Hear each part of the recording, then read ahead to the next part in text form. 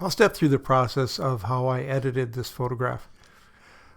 I generally put people in a corner or a side of an image looking away from the image rather than looking into the image pretty often.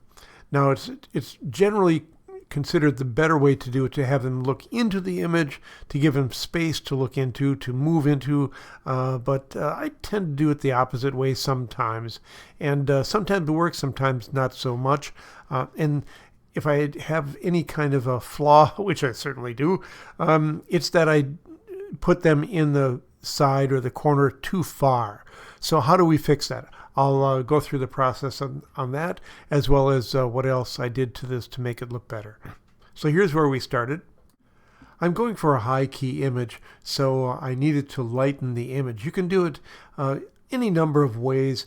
The best way to do it is to open the same image, the same TIFF in Adobe Camera Raw if you didn't lighten it enough in the raw conversion. You can use curves, you can use levels, you can do other kinds of things, brightness and contrast, but ACR seems to work the best for me.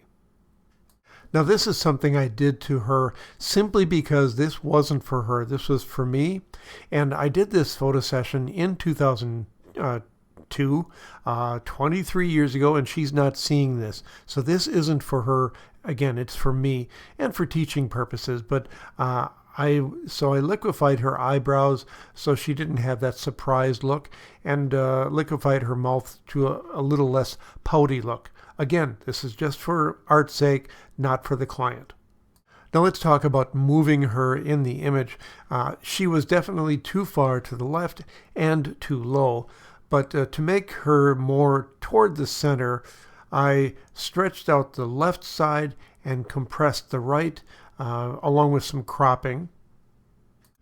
Then I moved her even more to the right toward the center of the image by stretching the image on the left and cropping off the right, and also moving her higher. The way I moved her higher was to expand the canvas to the bottom and then stretched out the section from about the middle of her neck downward. Now that tended to make her look a little too thin in the shoulder, so I liquefied that a little wider to make it look more realistic. Then I took another look at it and said, I want it even lighter. I want more of a high key look. So I did more of lightening either in curves or in ACR. Then I added some noise and grain. I still use Nik color effects, and there's a filter in there for film grain. I added that, and then I added a little bit of color noise in Photoshop, about 50% on each, just because I kind of like that grainy look. I'll show you a close-up of this. And here's the close-up version of that. And once again, the final image just to show the full image.